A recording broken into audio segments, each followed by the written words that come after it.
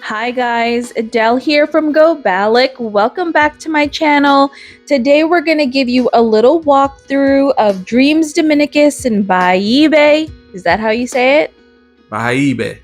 Bahibe, La Romana in Dominican Republic. As you heard, I have a special guest here today. So we're going to do an exchange of questions and it'll be something new for this channel. So what we're looking at here right now is the lobby of Dreams Dominicus. What'd you think of the lobby? I thought the walk-in was great, honestly. Like just walking in and seeing like everything that was going on. I thought it was one of the better entrances. I'm not gonna lie. Yeah, I mean, especially for La Romana that doesn't have a lot of all-inclusive resorts. We've actually been to the property next door, Catalonia. And this resort's lobby, the way it looks, its vibe, it's closer to like Riviera Maya and Punta Cana with how grand it is because La Romana doesn't usually have grand lobbies. So it was nice to see that because we love all-inclusives, right? Yes, we do. And it smelled great. Looked great. It was clean. Yeah. Nothing like walking into a really clean buff floor, and it was great. It was great. Yeah. So we're looking at here is what they consider their lobby bar, which is actually outdoor and it's a little bit past the lobby. While we're at it, the bars had good service, but what'd you think of the liquor options? Me being a tequila drinker, I thought it was horrendous, to be honest. Yeah. To say the least. I mean, if you like your vodkas and your bourbons and your rums, you're good. But for tequila drinkers such as myself, they literally had nothing. Yep. Nothing. Yep.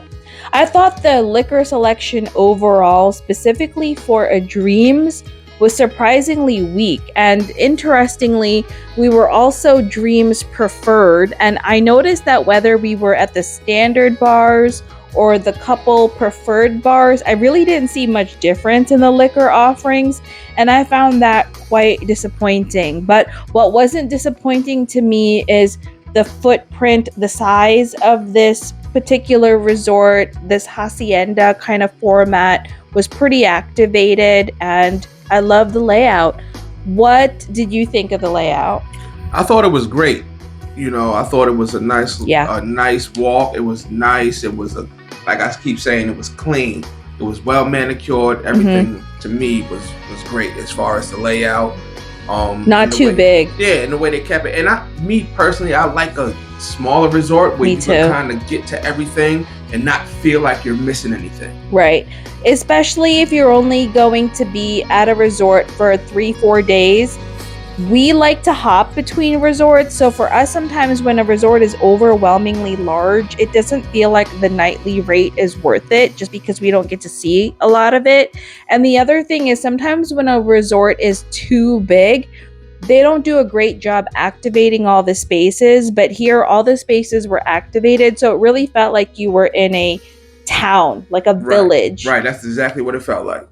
Yeah, so we are now in the kind of main square, which is next to the main pools and closer to the beach. And there are like houses or hacienda style buildings again, where they've transformed it into restaurants. Now, I said the word house here, not on accident. I almost think like this used to be somebody's private property or like a series of residences that they've made into a resort, so it does have this kind of small village feel. Yep. But going back to the restaurants, what'd you think of the food options? I thought the food was actually fairly decent. You know, me personally, I like when you walk on a resort and all of your food options is in the same place. Yeah. One thing I do not like is having to look for where restaurants are. Yeah. And then you got to look at the map, and that to me is almost like yeah. But this was great. This was great. They had everything right where you needed it at, and it was kind of in the middle of the action, so you kind of get everything at one shot. Yeah. And like the tip that we're going to give you guys is that when you look at the building with most of the restaurants, it doesn't look like you're allowed upstairs, but work your way upstairs. There's a few more restaurants there, and because a lot of people don't realize you can go upstairs, the wait is much shorter up there, and the Italian restaurant up there was very good. Very good. Asabuco. Gotta speak on it. Gotta speak on Asabuco. The Asabuco, if you go there, please try it. It was good. Very good. I liked all the fishes at this resort too. I enjoyed that. Okay, so we didn't get a chance to talk about it. It went on the screen really quickly, but they had a preferred bar / restaurant / nook by the beach. It's a 2-part kind of preferred area, but the part that we saw in this video was the one with the restaurant. Do you think upgrading to preferred here was worth it? I think it was worth it for some aspects of it. You know, you get there's certain things that you get that you just won't get if you're not. And I think, honestly, if you can get it for a good price, yes. Yeah, because the preferred, yes, we touched on the fact that the liquor choices here weren't as premium as other Dreams resorts, but you do get extra space on the beach. The special check-in is nice. We didn't get to experience it because we arrived late, but you do unlock a couple extra restaurants, a couple extra bars, and it really feels like you have more options and that your experience is a little bit more unlimited.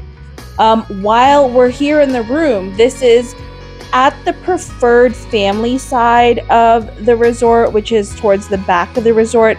There's an underground tunnel that connects this area to the main part of the resort. The rooms here are quite big. We had a 1-bedroom preferred club family suite. I thought that the room was very big. It could have been slightly cleaner to me, but I also think it's because it's just so much space for the maintenance people to clean. I love the room. You did? Yes, I did. I like the size of it. We had that, thing going on. Well, I thought the size of it was perfect. You're right, though, that it is a little bit more space for them to clean, and they did miss a few spots, but yeah, I thought it was great. You know what I loved? I loved being on the 5th floor.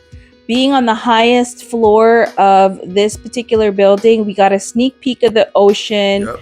It was nice to see the red roofs of the building in front of us. It was really cool. I love that this building also has its own dedicated pool area, a bar by the pool, a pizza restaurant right here. And there was this preferred club restaurant called Flying Fish with breakfast and lunch. So you could order room service or you could pop down. Quick tip though on the pizza spot. You don't gotta get what they have. You can actually ask them to make you what you want, and they will probably do it. I had a nice, He's a pizza connoisseur, guys. I had a lovely pizza there. Did you get ham or pepperoni? I got pepperoni, ham, and jalapenos. Wow. Yeah. So we are now at the beach. La Romana is known for its beach. In fact, we just got back a couple of weeks ago, and I'd be lying if I told you I wasn't already searching for new flights. I love this water, but everybody knows I'm a beach lover, so I'll pass the baton. With 30 seconds left, what'd you think of the beach and the pool? The beach was cool. Pool, was all right.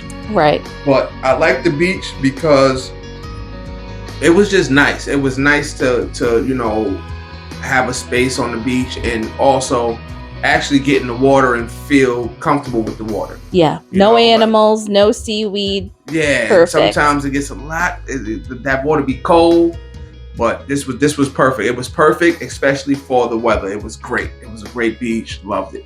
Yeah. The pool, not so much because of all the not great music, but we gotta go, guys. Thanks so much for watching.